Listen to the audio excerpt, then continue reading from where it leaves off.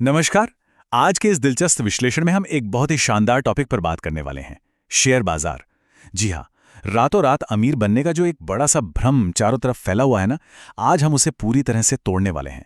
इस पूरी चर्चा में जो तथ्य और डेटा हम देखेंगे, उससे समझ आएगा कि असल में एक सफल ट्रेडर बनने की सच्चाई क्या है। वो जो बाजार की चमक दमक होती है ना, उसके पीछे असल में कितना कड़ा अनुशासन छिपा है। चलिए आज उस पर गहराई से बात करते हैं। ओके, चलिए सीधे इस बहुत बड़े मिथक पर आते हैं। अक्सर लोग सोचते हैं कि बस कल से ट्रेडिंग शुरू और रोजाना की कमाई पक्की। बिल्कुल नहीं। सच्चाई तो यह है कि शुरुआती दौर में यहां से जो आय होती है वो पूरी तरह से अनियमित यानी इर्रेगुलर होती है। मतलब अपनी पढ़ाई, नौकरी या बिजनेस छोड़कर तुरंत ट्रेडिंग से पैसा कमाने की सोचना एक बहुत बड़ी गलती साबित हो सकती है।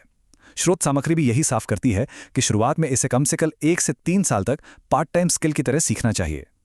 एक रेगुलर इनकम तो केवल प्रोफेशनल लेवल पर ही मुमकिन है, शुरुआत में नहीं। तो इस पूरी प्रक्रिया को समझने के लिए हमारे पास एक बहुत ही स्पष्ट 5 कदम का ढांचा है।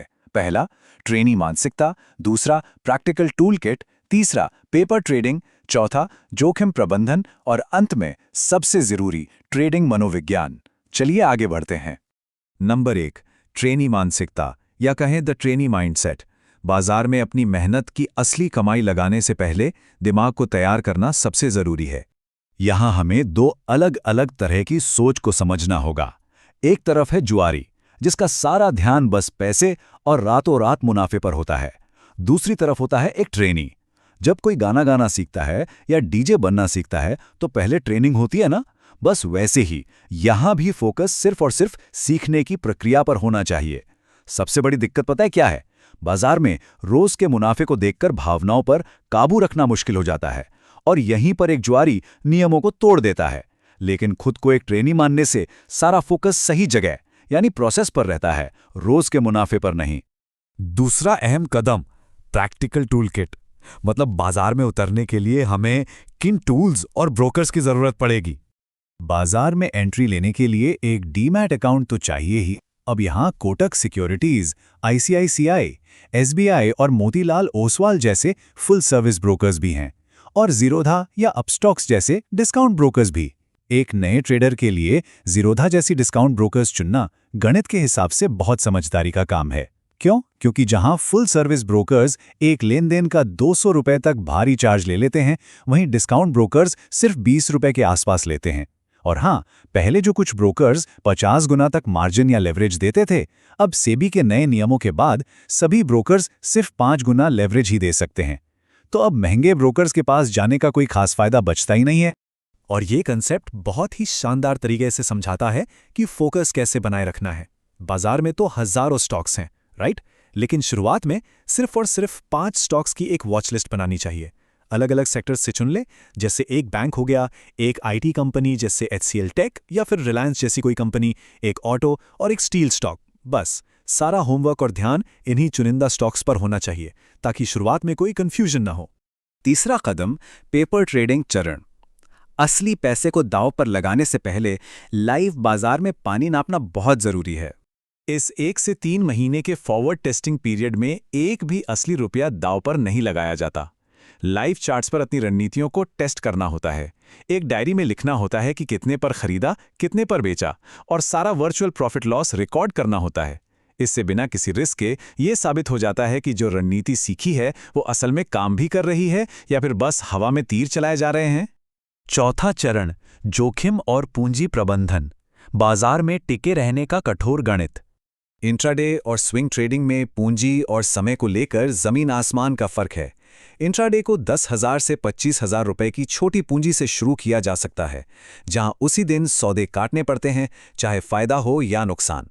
लेकिन स्विंग ट्रेडिंग, जहां स्टॉक्स को कई दिनों या हफ्तों तक रोक कर रखा जाता है, उसके लिए 1.5 लाख से 5 लाख रुपए तक की बड़ी पूंजी चाहिए होती है। एक अनुशासित ट्रेडर का सबसे बड़ा नियम क्या है?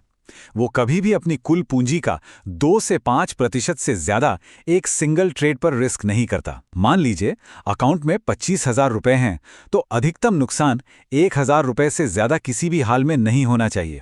बाजार में लंबे समय तक सरवाइव करने का लिटरली यही एक सुनहरा नियम है। तो यहाँ सबसे जरूरी बात निकल कर आती है, स्टॉप लॉस ये कैसे काम करता है? जब बाजार तेजी से गिरता है तो स्टॉप लॉस हमारी उस घबराहट और हिचकिचाहट को बीच में से हटा देता है और अपने आप सौदा काट देता है। याद है, हाल ही में सोमवार को जब बाजार में एक भारी गिरावट आई थी, जिन स्विंग ट्रेडर्स ने स्टॉप लॉस नहीं लगाया था वो नुकसान में भी स्टॉक्स को होल्ड करते रहे और मजबूरी में एक लंबे समय के लिए फंसे हुए इन्वेस्टर बन गए। ये गलती कभी नहीं करनी चाहिए। 5वां और सबसे चुनौतीपूर्ण चरण, मनोविज्ञान और भावनात्मक अनुशासन।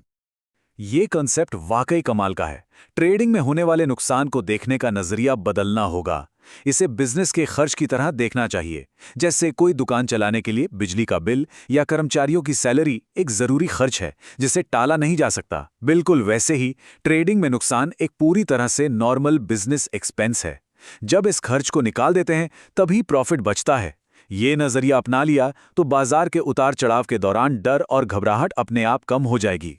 अब इस पॉइंट पर जो चेतावनी दी गई है वो बिल्कुल ध्यान देने लायक है।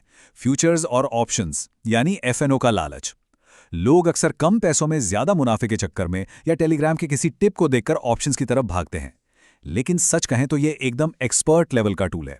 इसे सही से समझने और इस्तेमाल करने के लिए 3 से 4 साल का कड़ा अनुभव चाहिए। इसलिए जो लोग शुरुआत कर रहे हैं उन्हें इससे 100 कदम दूर ही रहना चाहिए। और इसी विचार के साथ हम आज के इस विश्लेषण के अंत में आ गए हैं। इस पूरी चर्चा का सबसे बड़ा सबक यही है कि ट्रेडिंग कोई जुआ या रोमांचक खेल नहीं है, बल्कि यह एक बहुत ही मापी हुई, अनुशासित और शायद थोड़ी उबाऊ प्रक्रिया है।